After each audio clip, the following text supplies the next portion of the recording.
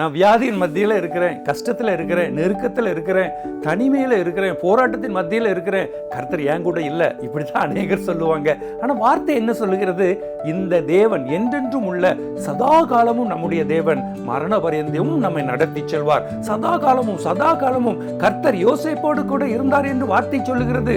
எப்பொழுது இருந்தார் என்று வார்த்தை சொல்லுகிறது? அவன் சிறைச்சாலைக்குள்ளாக இருக்கும் பொழுது, அவன் பல வருண அங்கி உடுத்தி யாக்கோபோடு கூட இருந்த நாட்களில் மாத்திரமல்ல, அவன் பார்வோனுக்கு அடுத்த ஸ்தானத்தில் இருக்கின்ற நாட்களில் மாத்திரமல்ல, அவன் சிறைச்சாலையில் இருக்கும் பொழுதும் கர்த்தர் அவனோடு கூட இருந்து அவனை உயர்த்தினார். பாருங்க, அதே போலத்தான் இன்றைக்கும் கர்த்தர் வியாதியின் மத்தியில, நெருக்கத்தின் மத்தியில, தனிமையில, எல்லாரும் கைவிடப்பட்ட நிலைமையில இருக்கின்ற உங்க கூட கர்த்தர் இருக்கிறாருங்க. அவர் உங்களை கூட்டு ஒரு நாளும் விலகி போக மாட்டார். மரண பரியந்தம் நம்மை நடத்தி செல்கிற தேவன் இன்றைக்கு உங்க கூட இருந்து யோசேப்பை போல கர்த்தர் உயர்த்தி ஆசீர்வதித்து அழகு பார்ப்பார். God bless.